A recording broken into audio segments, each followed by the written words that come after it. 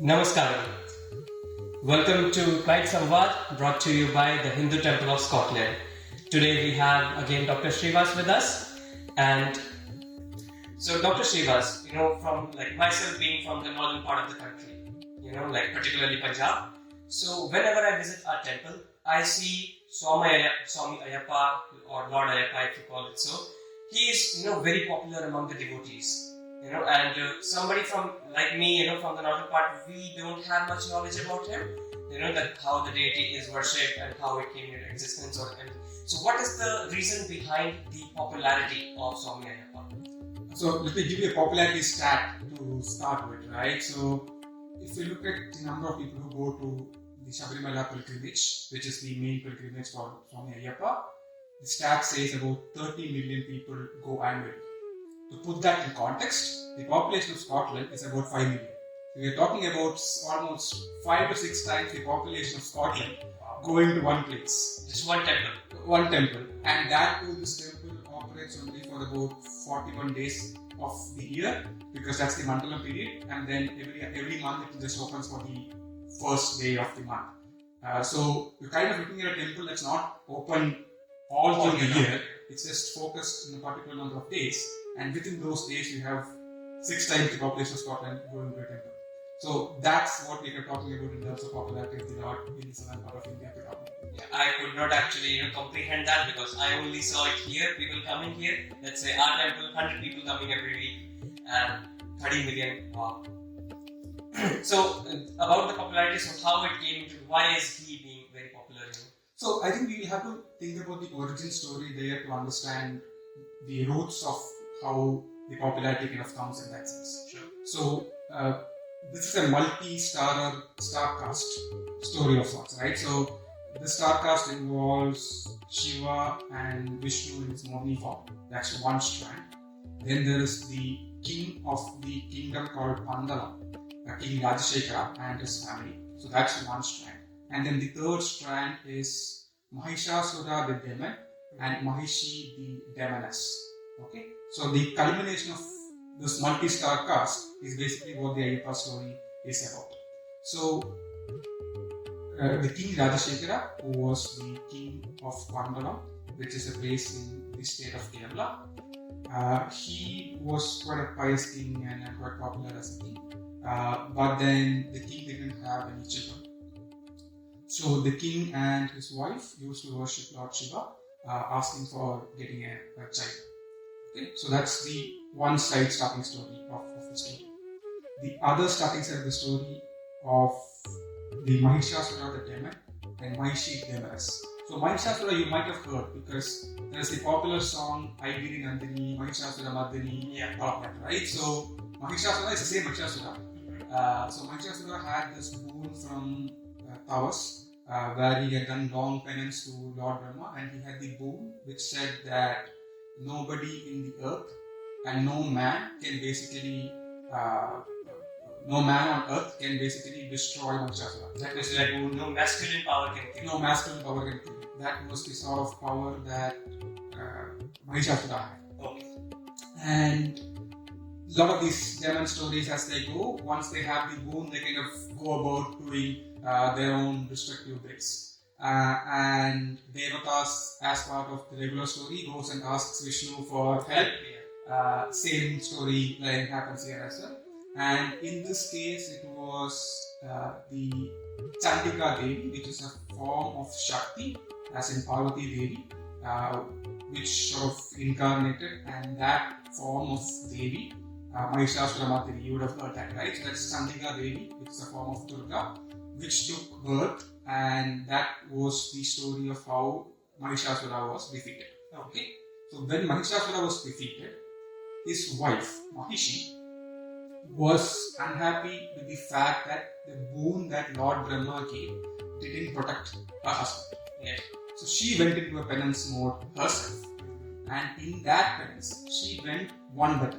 So she said, like, no man, no women can destroy me. She was just covering everything. She's covering all folks, right? So neither masculine, neither feminine can destroy me. So Mahishi had that boon, and Mahishi went about doing her own bits of the respective bits, and again story repeats. Devas go to Vishnu and Shiva and ask for solution.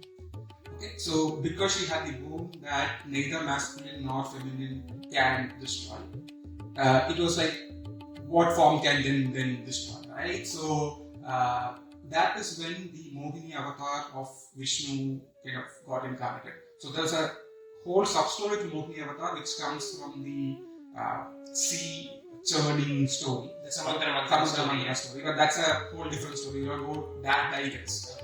But the Mohini avatar is from that story, and that form of Vishnu along with Shiva gave birth to a child. Okay.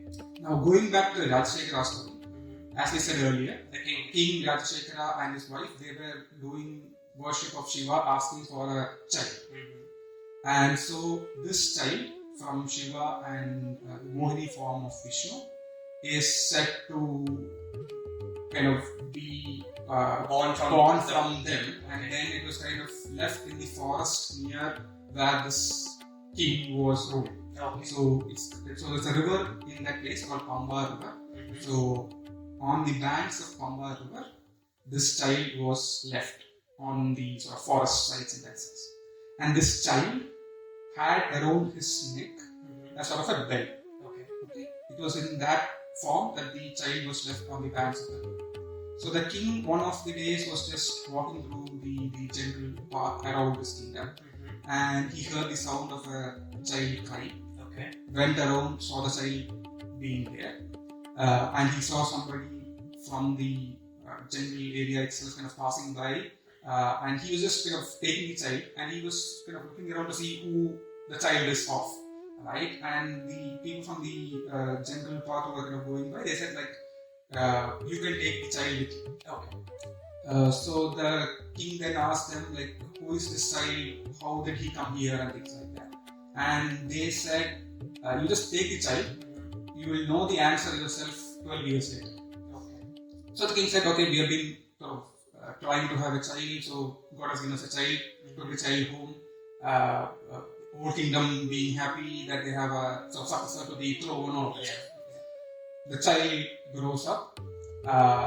So when the child was maybe somewhere within his 6 to 10 years age, the Rani, as in the king's wife, she had another child. Okay. Then a bit of the envy, jealousy part kicked in, where the Rani wanted her own child to become the successor. And then there was also other internal politics within the kingdom, which wants certain people to get to the throne and not certain other people to get to the throne. Usual story, right? And in that storyline somewhere, Ayyappa was the child who was from the jungle, who had the money around his neck. He was called Manikanta. Okay. So money as in bell, Kanda as in this throat part. Okay. So he was called Manikanta because he had this bell around his neck. Okay. So somewhere around this politics time, the Manikanta, who was the first child, he was beginning to get silent. Okay. In the sort of succession power story, right? So the main minister also was sort of hand in glove in this plot. Okay. Wanting to silence him because he had his own interest in terms of the succession program. So while all of this was happening, there was a sort of a plot hatched to figure out how the sidelining can be done. Okay. And this plot essentially involved the Rani sort of faking a particular disease. Okay. And the health doctor within the kingdom basically the sort of the health doctor of the kingdom basically kind of hand in glove with the minister and the Rani and all of them, saying that you need tiger's milk for the Rani to be cured. Okay, so that's very specific, right? So you need to overpower the tiger to get tiger's milk. Yeah, tigers you need to get one. Yeah.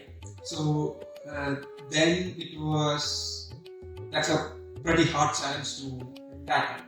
And then all the sort of soldiers went in search of tigers, not a lot of success, came back, and then Manikantan by the time was almost 11.5 years old.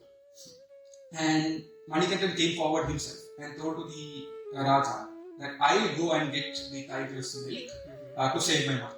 Okay. The king was sort of unhappy with it because like, he's just a kid. I mean, like in the king's head, he's just a kid. Yeah. But then he said like, no, I will go get it. You don't worry about the stuff. So he goes into the forest in search of the tigers, and it had to be that he had to go to a particularly deep place in the forest, which was the place in the forest where Mahishi was rolling the roast. Okay. So he went to that area, and then the soldiers of Mahishi saw that there's a kid who was kind of come into their territory, went and informed Mahishi that there's this person that's going to come into our place. And Mahishi was like, how can somebody like randomly come into my place? It's almost like not accessible, I guess. Yeah, not accessible, and it's like kind of getting into my boundary. And so I have to go fight this person. Okay, so then a fight ensues between Manikandan and Mahishi. And Manikandan overpowers Mahishi. Okay. And then Mahishi had a lot of these tigresses which was under her control. Got the tigresses, got the milk, brings the tigress along with the milk back to the kingdom. Okay. So people were naturally fearful because the tigress coming to the city, right? So they were starting to run away and things like that. But Manikandan was cool about it, came back to the king's royal palace, and then told the king that here you go, I've got the tiger's milk. The king by then had figured out all this plotting that has kind of gone behind the scenes. Because this is sort of a while, so you don't have mobile phones for you to immediately kind of inform that I am fine. So then you kind of came back and saw that like, I figured out the plot, but it's the fact that you got tiger's milk basically tells me that you're probably not just an ordinary kid. And then he kind of gets a divine voice which kind of resonates with that thought. And it kind of says that yes, indeed, this is not a regular boy. It's a boy which is the integrated form of Shiva and Vishnu, which is why we call Ayyappa also as Hari Hara Putra. Hari as in Shiva, Hari as in Vishnu, Hara as in Shiva, and Putra as in son. So, son of Vishnu and Shiva, Hari Hara Putra. So that's the sort of the origin story of Lord Ayyappa, Swami Ayyappan. Okay. So okay, now when the incarnation is done, so the temple that you were telling me about, like is it like the Sabarimala temple? Yeah. Okay. So is there anything other than the origin story that because if you want grace from Vishnu and grace from Shiva, there's the child. You pray to the Lord and you get both grace. Is there any other specific reason that why is he being like short story sometimes goes around in people that this happens, so people have much more faith into that. Okay, so let's first sort of link the sort of origin story to how the temple itself came, and then kind of go into that. And in the sense that so after this incident, after kind of coming back to the kingdom and all of that, the king Rajashekara, he basically asks Swami Ayyappa. He by then realized that it's a Lord form, right? So he asks Swami Ayyappa as to whether he can be in his kingdom itself, blessing his people. Okay. Right? And he said, I can stay in the kingdom, but I will not stay amongst people itself. I'll be kind of up on top of a hill. Okay, so I need sannyas, so which is sort of going away from all worldly things. So he said like I will take sannyas, and so I'll be on top of the hill. And said he kind of sends an arrow, and that arrow basically falls on top of the Shabari hills. Okay. And he said like this is the spot where I want my temple to be built. And the king then says, yes, sure, I'll go there and build the temple. And that's how the Sabarimala temple gets built there. And Swami Ayyappa himself said that we need 18 steps on the eastern side of the temple through which my devotees can come and see.